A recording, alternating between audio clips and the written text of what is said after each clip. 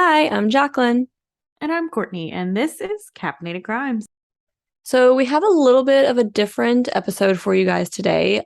We were connected to a mother who very tragically lost her son this year, and she is seeking justice for him. A lot of inconsistencies in this case, things that need to be shared with the public, and seeking the public's information to find out what really happened to her son and to make sure that he receives justice and that this does not happen to anyone else. So we do have an interview coming up with her talking about her experience and what she is looking for from our listeners. And we do want to give you a little bit of background as well.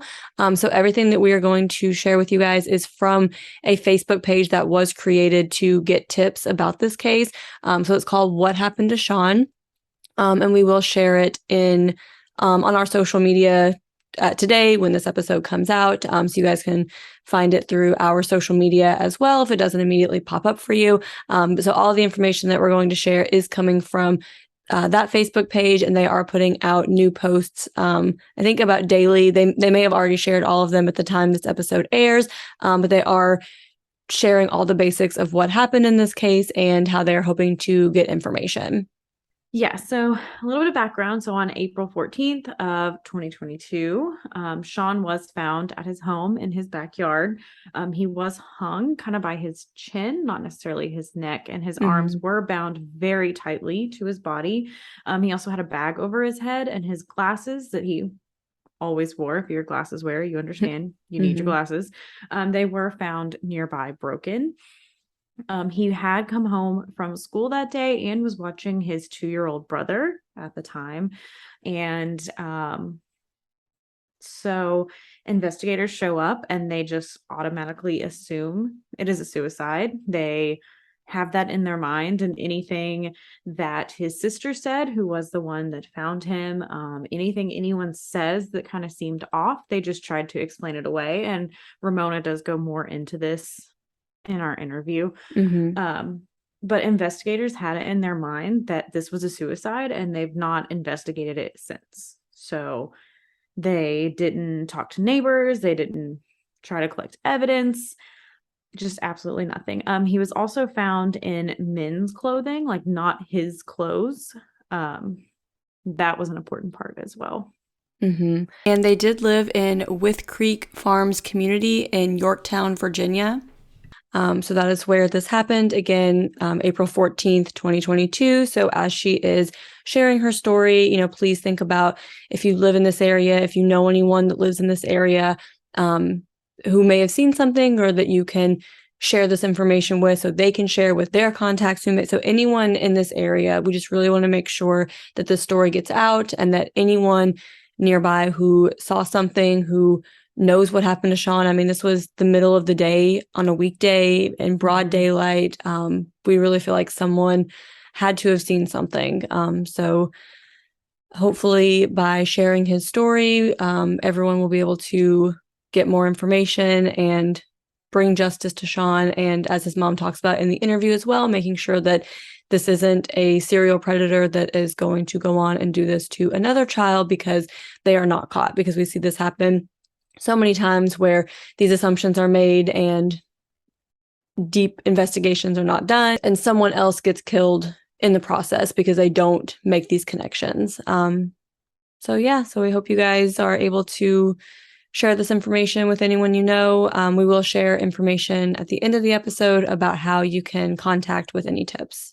I also want to add at the beginning of the episode that we did reach out to our hosting platform to try to have the ads removed on this episode, and unfortunately that was not possible. So we do apologize that there are a few ads in this episode. Ramona, thank you so much for joining us today. If you want to tell us a little bit about why you're here and what story you have to share and what information you are seeking from our listeners. Hi, so my name is Ramona Rivas, and I am the mom for Sean Doherty. He was murdered on 14th April 2022. And something that we have discovered that most people ask, I have never heard of a murder in Yorktown in April. So it did not happen. I said, yes, it did. My son is gone. He's not here. So if you go on a internet search, you will see absolutely nothing. So how is that possible? Is a good question, correct? So yes, my son lived for 12 years. He was a very happy and kind boy. He always made sure that the person who didn't have friends had a friend. It was him. Yeah. If somebody said, hey, will you come to my birthday party? And people turn away, he's like, I will go. I'm there, you know. Or will you go to Busch Garden to ride some rides? Sean's like, that's me, you know.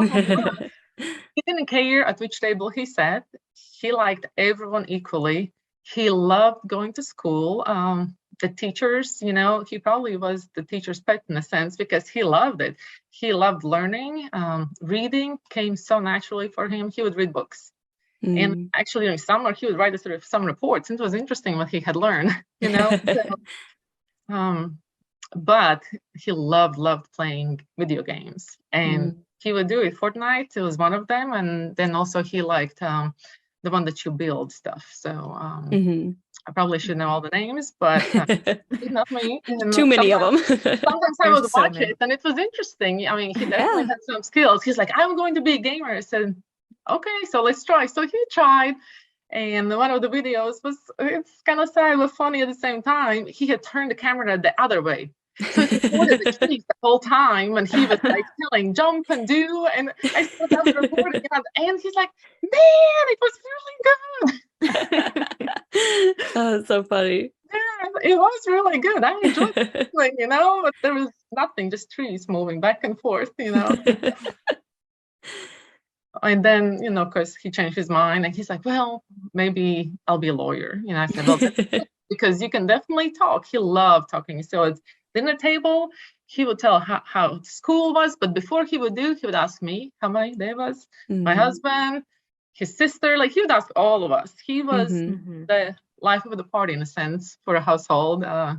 He loved his younger brothers so much. I have so many pictures where he's holding them, you know, and they're watching whatever cartoon it was because he definitely would watch them. He loved them. His favorite one was Moana, and the song where she's kind of going about, that was his one. Like they all three would watch and like feel like they were singing with it. I was like, that was a beautiful, you know, picture I have in my mind. But I have so many where he was playing, or he showed our 6-year-old, he's autistic, he showed him how to use the iPad.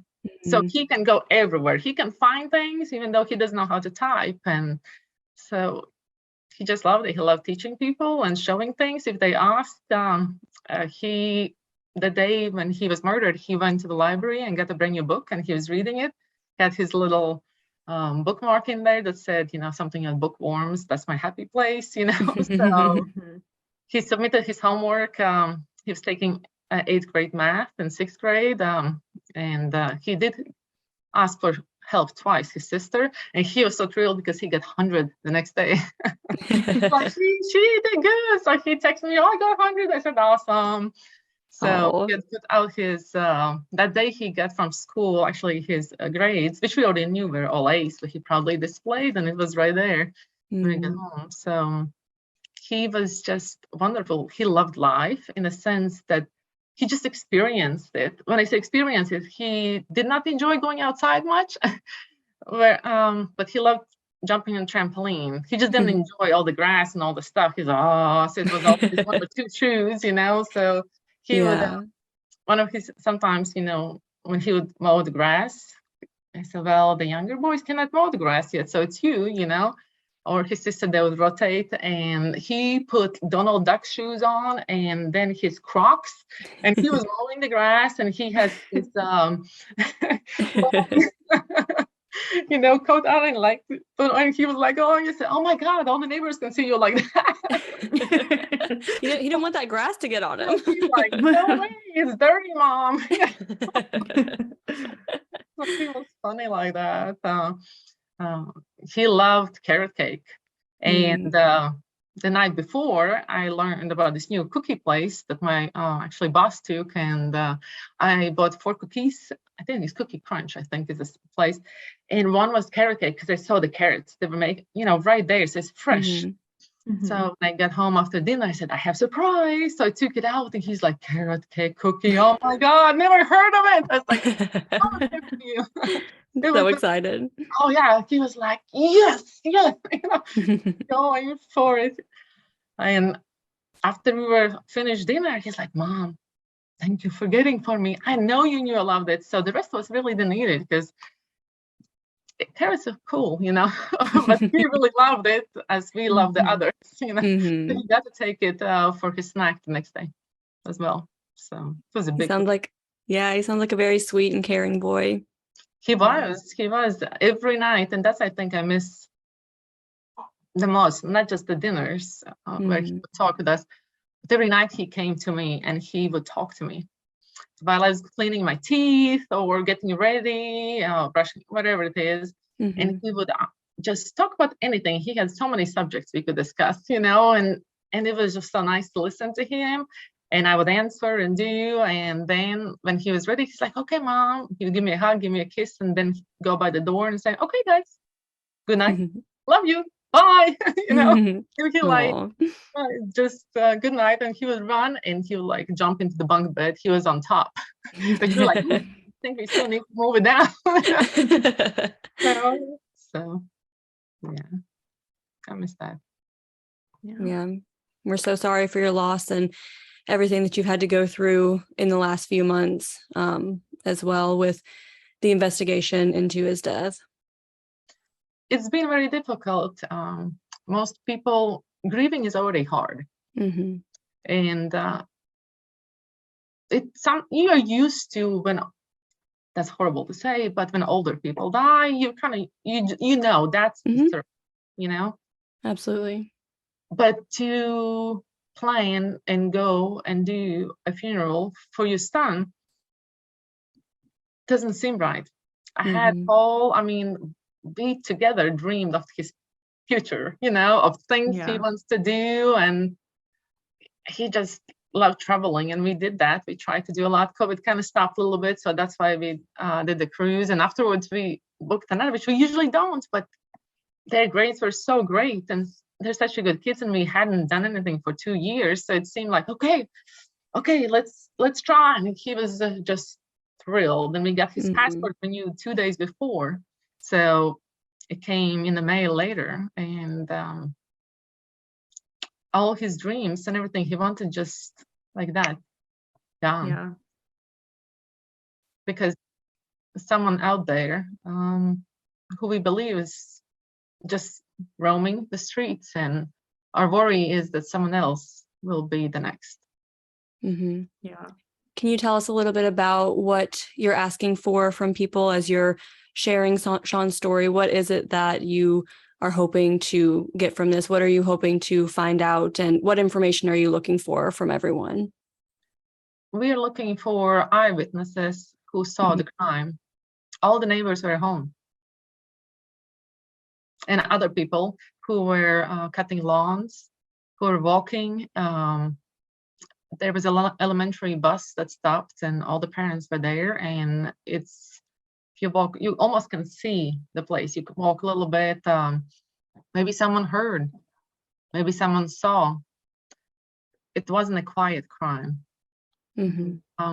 What kind of muffled the noise probably was all the lawnmowers everywhere. Like it was just so loud, But at the same time, you could see inside our yard, the fence is low. I know it's scary to come forward and say something. Many neighbors' windows were faced towards our yard. There was woods. Maybe someone walked. I don't know. Anything. Maybe someone delivered a package and they have something on their camera. These days, people have it, and there's delivery trucks going everywhere on Amazon or name it. Anything out of the ordinary. A car parked in the wrong place. Maybe that day, which is hard because I'm asking for 14 April, correct? Most cameras were turned off, but at the same time, we have people call in that know exactly what happened on that day because they thought something was off. And I so appreciate it. And some of the tips we just verified, yes, we knew that. And they're like, yeah. And I was like, this is amazing, that people do notice. Mm-hmm. And what we have learned, they just don't know that we are asking for it, asking for help. This is the day that my son got killed. He got killed anywhere from 3:30 to 4:30, I would say, Mm-hmm. in the timeline. He was discovered by my daughter around at 4:50 around, or Mm-hmm. 4, depend, I need to look at the timeline, but it's clear that he was attacked.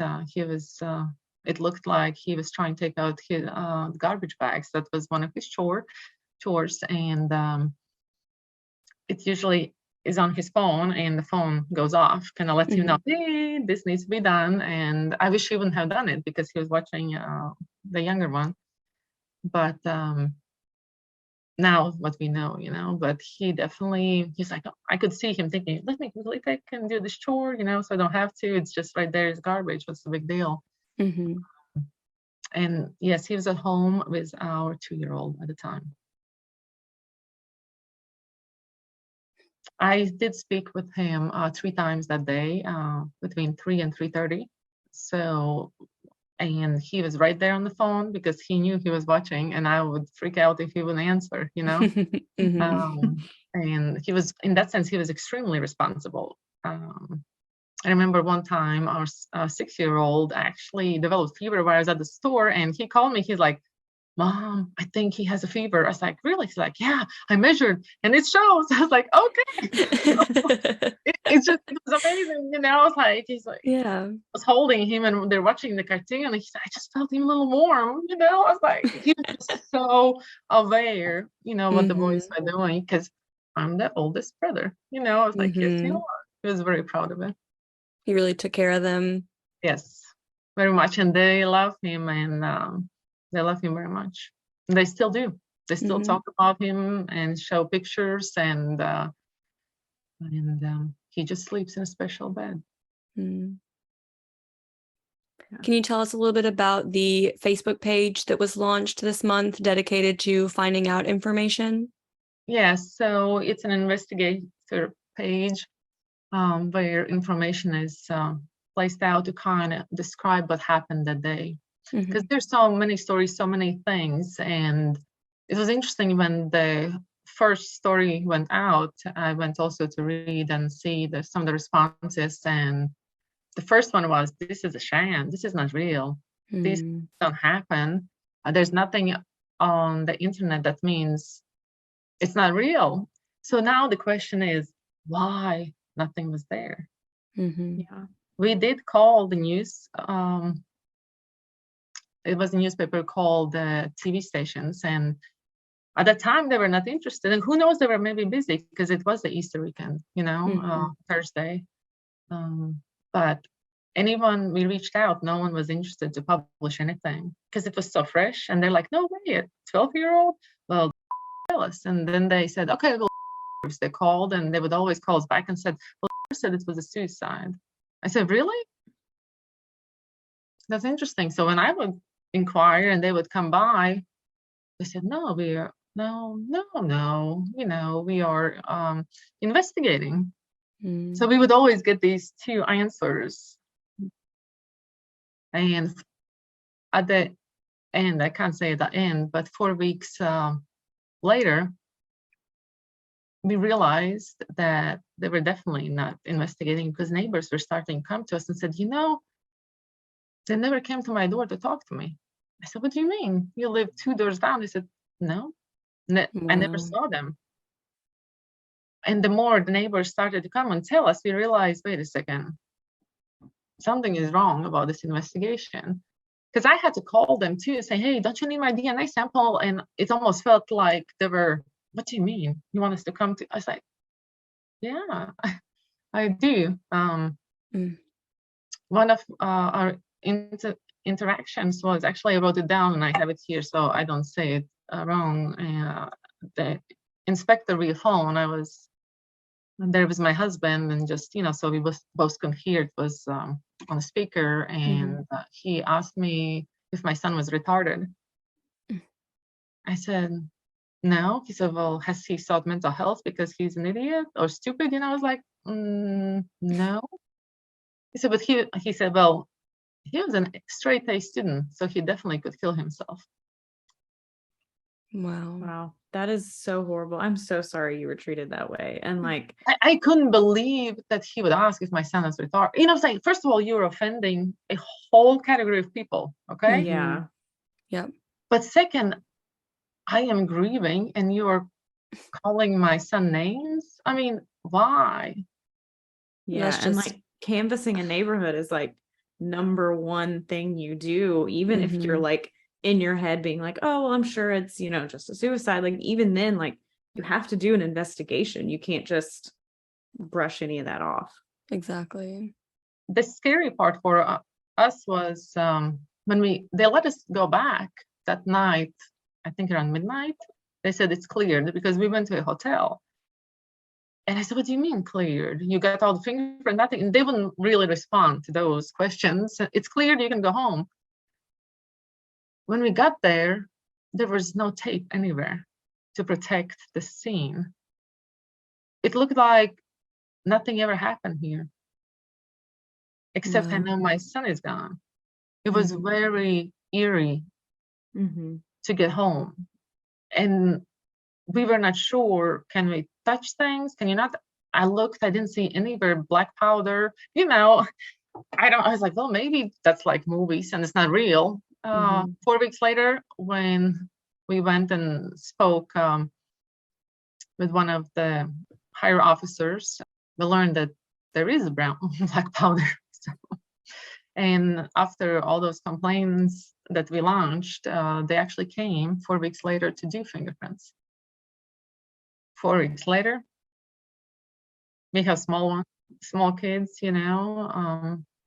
I do clean the house. I try not to clean certain areas, which is very hard, And even if you had not cleaned or touched anything, still 4 weeks later, who knows what's not going to be there anymore that they could have gotten if they had come in and done an investigation more quickly. Yes, the one thing that they did get was the next morning when they came back. And I really don't know why they came back, because they already had their minds set. Any question that I answered, I could see it was like, they didn't really care. It was like, whatever, and I said, wait a second, I have different things I packed in these Ziploc bags. I put on gloves, and I did it yesterday because you guys didn't pick these things up. And I feel they were so out of place. For example, my son's underwear that I almost stepped on when I walked in our bedroom. And I was like, whoa, what is going on? So I took some pictures and I put it in. They almost left without taking it. I was like, wait, there it is, like, you don't want it? And I didn't, now when I know about the 4 weeks later, they actually gave me a nice piece of paper because the private investigators were with us. And he's like, no, it needs to be recorded. I was like, oh my goodness, there's no record that I give that underwear. I was like, oh, how would I know that I'm supposed to do that, So, but they did get that big fingerprint from the kitchen door, and it doesn't match anyone. So at least that, but I had to beg them, and they were very annoyed. They were very annoyed that they had to do that. I know you said that they didn't do any other DNA testing or anything on any of the items that were found with him. After 4 weeks, they came and did the fingerprints, and they did a great job. I mean, I wish that would be the first day, They really went through things where I pointed, what I thought was different or out of order or just strange, They did swipes, all kinds of pictures. So it was really interesting to watch, but I know it didn't happen the first night. And they were not interested in showing also what was out of place. I wasn't there at that night. So I was surprised the next morning they didn't want to know. But I thought they did a great job collecting, at least the way they did it. I just Yeah. don't know what exactly they collected, you know, because of Mhm. disappearing evidence. But then it took them a while to submit, and then they only submitted a few items. Mm. Do you know if they have plans to submit anything else in the future, or did they share any information, or is there any information that you can share with us about where they are in the process of that? All that I know is that I got those texts saying that they have no more leads to Mhm. follow. They never had a lead. They always asked us to find them, you know, Mhm. so, Mhm. and to kind of move on. And it shouldn't be on the family to have to do any investigating. I mean, that should 100% be their job. And of course, if you had information to share with them, that's one thing, but expecting you all to go out of your way to speak to others and to provide them with the evidence that they need, that's just absurd that your family has been treated that way. I agree. And I will tell you one instance that I find it so hilarious. When you say share information, correct? So our Ring camera picked up during day this Mhm. guy just walking straight to my house and into my yard by the tree where we had set up kind of memorial for Sean. Mhm. He walked up and like started looking through things. I was like, that's that's weird. Come on. Odd. You know, like Yeah. Yeah. you see flowers, you see little toys. He picked the flower, and one of Sean's friends had written his name. Mhm. He read it, put it back, and I was in a panic because why would you need to read that name? You know, it's like, Yeah. yeah. Yeah. Yeah. Then he turned around and left. I don't know who I have never seen that guy before. So I sent that to the investigator and said, listen, what the, you know, what's happening? Yeah. Yeah. What's happening? Do you know who this person is? Can you find out? I feel very uneasy. And his suggestion was, well, you live in HOA. I said, yes. Well, post it in HOA site and, you know, and I'm sure someone knows him. I was like, Wow. okay. So I did post it. Mhm. I got cussed out a little bit on that page for posting it. They're like, you're making this person, you know, look bad, or you know, you're shaming a person. I said, I'm not shaming. You're like, I just want to know who just he need to is. know. Just Yeah. sure that, you know, maybe he was curious, which is okay. If he was Mhm. that curious, he could have walked up to the house and rang the bell, and I would be happy to tell the story. Mhm. Mhm. But just marching like that was just so out of place. I still don't know who this person is. Wow. So talk about investigating. So, I mean, there's just so many tools as parents we have. So we did hire private investigation firm, Mhm. and they have made some great progress. Good. Good. Yeah, it's very good. But it is so hard too, since the police just waited. So many people might forget things or things not there Mhm. anymore. And it's like they just really dropped the ball on this one. I agree with you on that. It is not, we asked when we met 4 weeks, before, the 4 weeks later we met, we said, what is your procedure?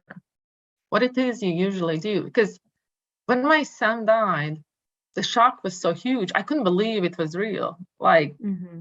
you walk around and all these people come in and out, and you're like, Sean is gone. It cannot be, you know, Mhm. Mm-hmm. because there was how, why, you know, that did he have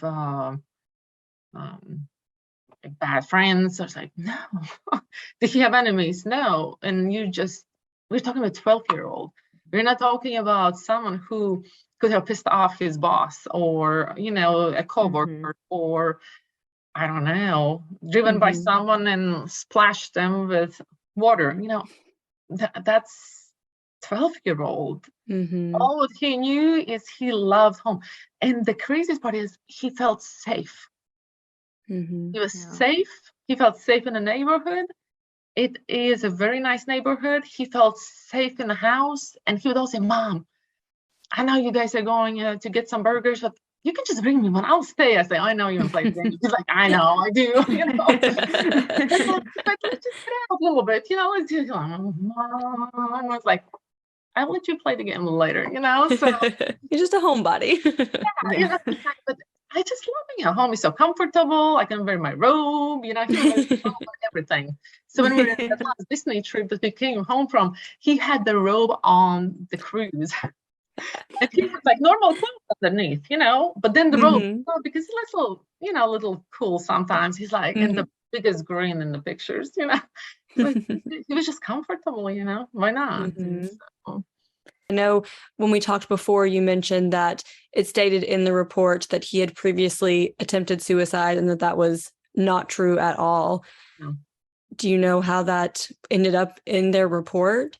So I looked again at the report because it's been a while, since I looked exactly, and I read again. And so EMT report says basically on it right away that the law enforcement is there to investigate suicide. And I think from there, it already became weird, because Mhm. as my daughter said, anything she was saying, they would explain.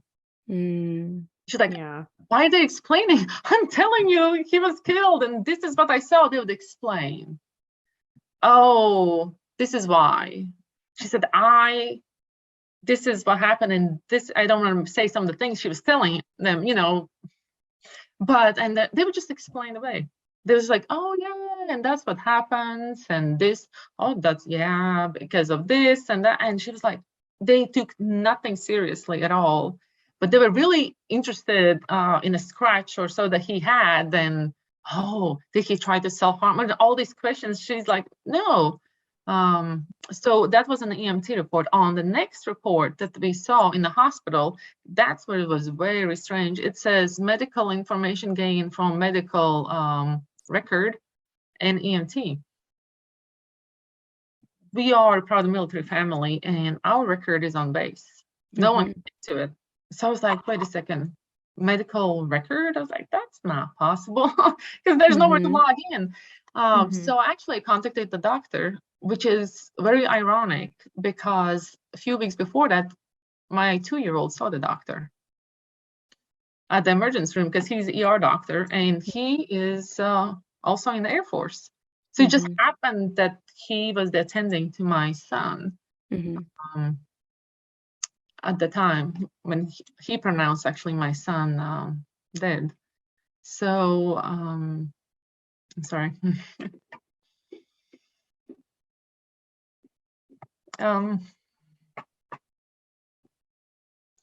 I called him and I asked, how did you get this information?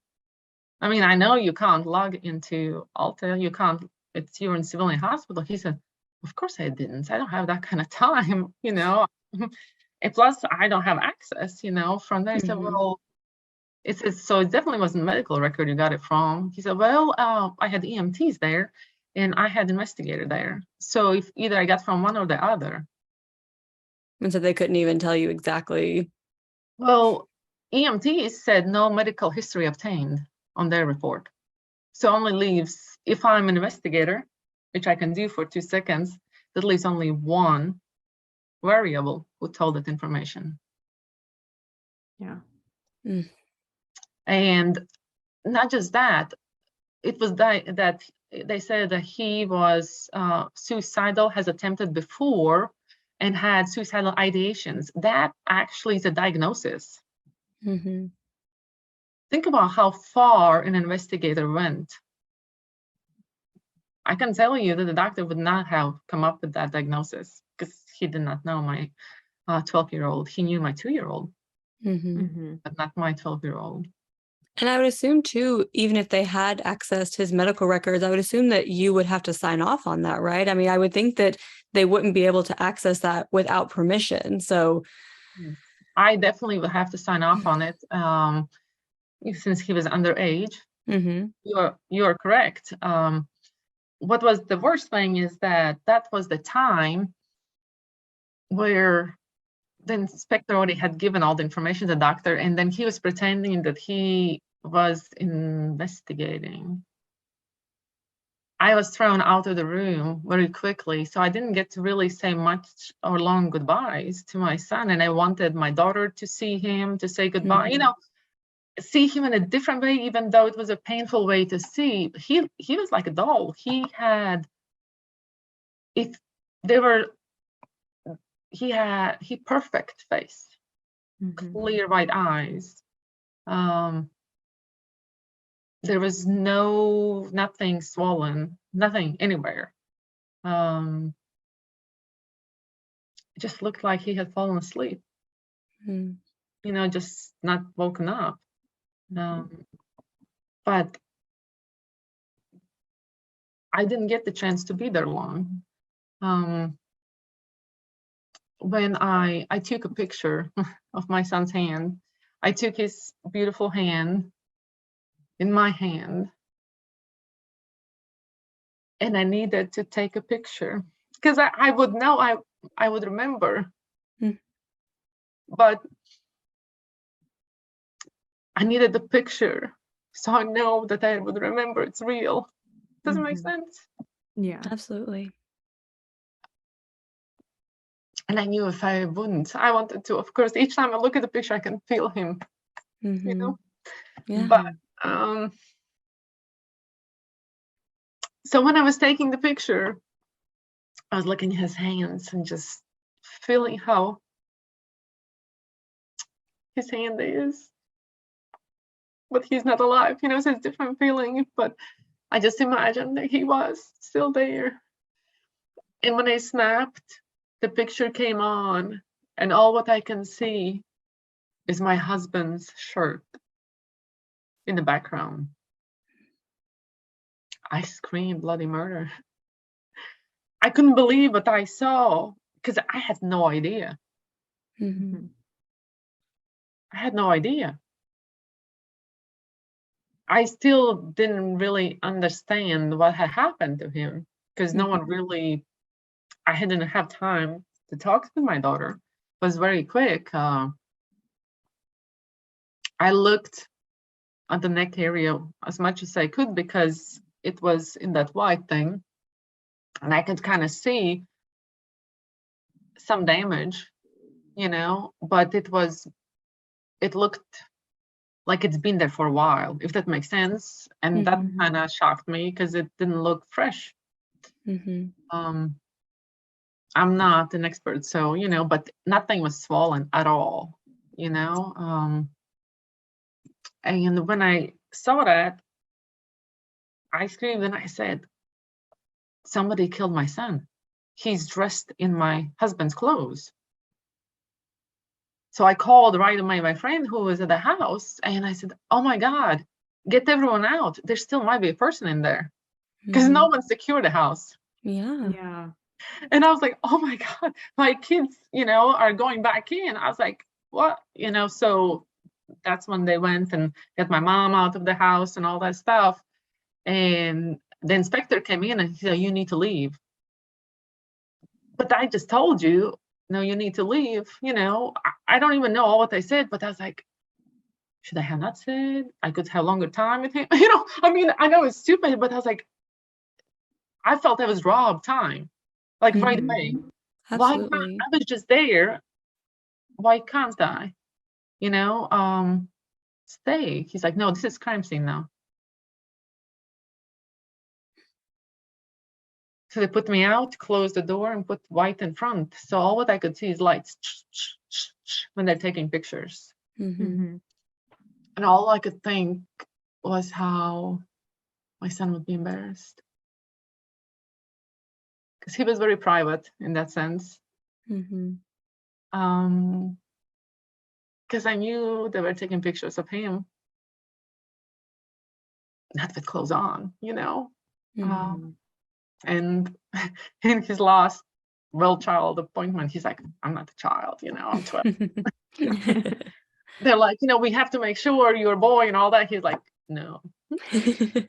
Yeah. And we left like that. I said, well, I'm not going to go again. If he says no, it's a no. Mhm. He has to be comfortable with it. And he's like, our mom can stay. I was like, oh.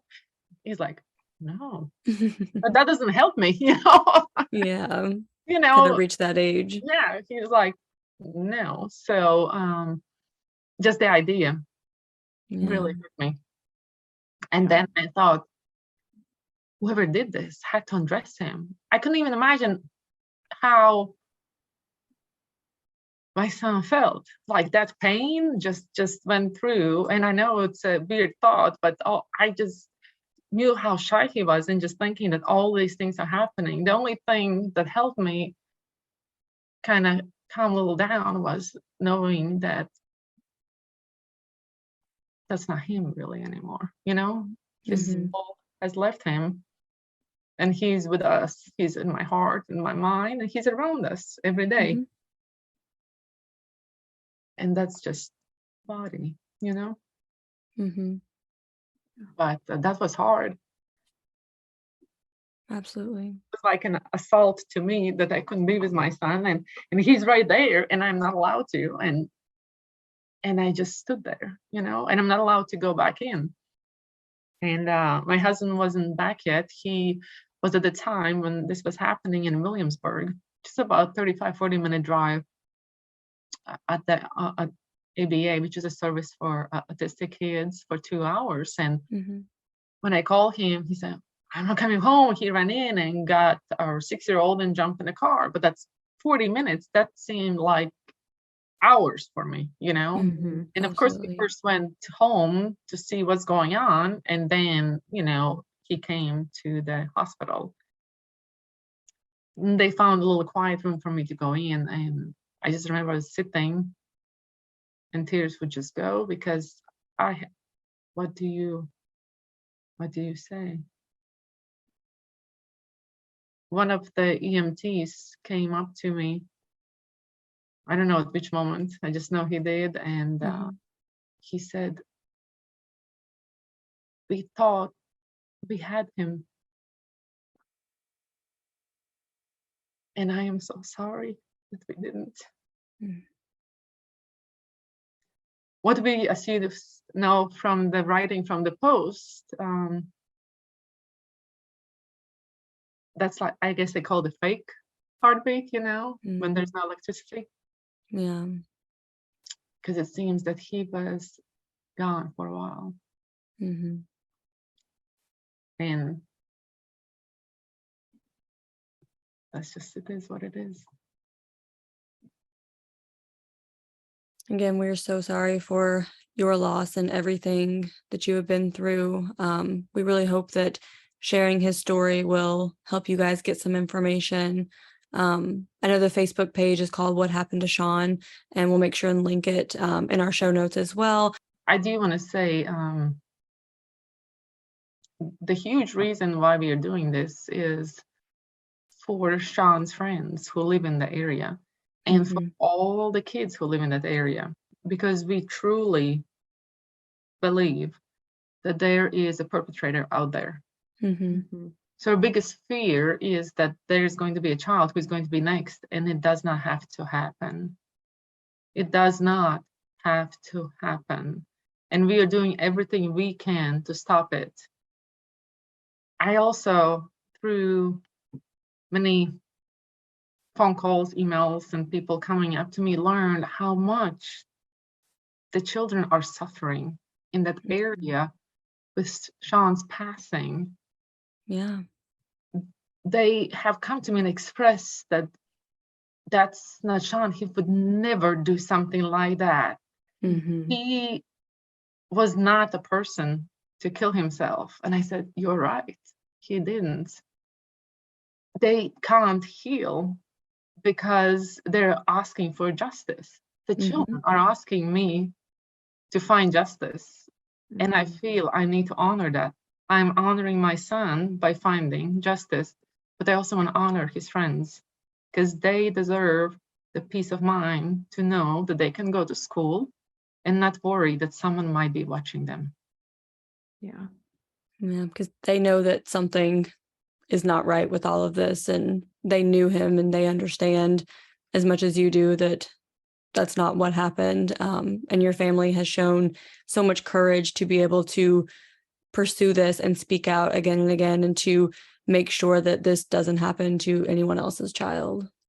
Exactly. And yes, children have certain intuitions, Mm-hmm. Mm-hmm. Yeah, and I they trust do. them as well. Mhm. Yeah. So thank you, ladies. I really appreciate for the opportunity to come on and share Sean's story. If he would be here, you guys would be laughing because he would tell a joke, and I don't know if it would be funny, but you would definitely laugh because the way he would tell it, Yeah. he He would find it funny for sure. yeah, Yeah. you would laugh with him because he told you the joke. And Mhm. he would want everyone to live to their fullest and experience things, try things, and not to be afraid. He was not afraid to be in the house. He loved to be in the house. And this what happened to him is just a person who is very sick. And it's not the norm. And children should not be afraid. Yeah. Yeah. Thank you so much for taking the time to come on and share your story. And we will share all of those links and everything in the show notes. So that way everyone has the information of where to see more details and how to reach out if they were in the area, if they do have more information, if they've heard of similar cases in the area as well. We know that happens a lot too. So we'll make sure that all of that information is shared. And if you have anything else, in the future that you want to share as well, we'd be happy to add it on. Thank you. I definitely will, because we appreciate all the tips that are coming in, and people see things, people hear things, people discuss things, Mhm. and Yeah. it's been wonderful, and I appreciate and thank you for fighting for Sean. Of Thank course. you. Thank you.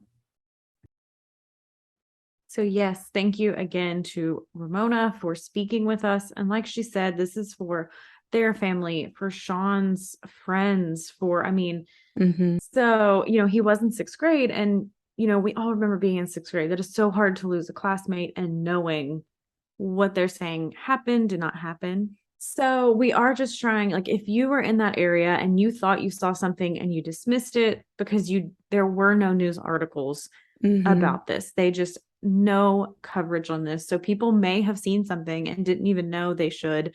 And if you think like, oh, I'm reading it and they kind of said what I saw, reach out anyway, because that is just Yes. confirming, what they know, what their Mhm. timeline is. And they're really just trying to get justice for Sean. So again, if you're wanting to reach out, and all tips can be anonymous. You don't have to give your name. Mhm. You can make a fake email, a fake phone number. I think you can download an app so your phone number isn't even recognized, like anything like that. So the email is whathappenedtoshawn@gmail.com. And that is Sean, SEAN. That is the spelling of it.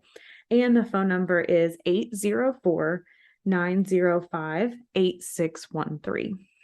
So again, whathappenedtoshawn@gmail.com. And the tip line is 804-905-8613. That'll be in the show notes, social media. We're going to put it out there. If you saw anything, if you know anything, if you live in Virginia, a few towns over, and there's a case just like this, like, reach out. Like, please just reach out and help this family get justice. Yeah. There is also a petition set up through change.org that is trying to get the case transferred to either the FBI or the Virginia Bureau of Investigation. So we would really appreciate it if you guys go and sign that as well, and we will link that in our show notes too. So yeah, so you know where to contact them. Again, our social media, if you guys want to find it for links and things like that, we're on Instagram at Caffeinated Crimes Pod. We're on Twitter at Caff Crimes Pod. That's CAFF Crimes Pod. We are on Facebook at Caffeinated Crimes Podcast, where we will be sharing their Facebook page and that information. And you can always email us at caffeinatedcrimespod@gmail.com. Thank you guys for listening, and stay safe. Yeah. And again, if you're wanting to reach out to us, we'll try to pass on anything to them as well. That page is run by a private investigator. We'll reach out to them. We'll pass any information, but the best thing to do is email their email or call their tip line. So yes. Thank you.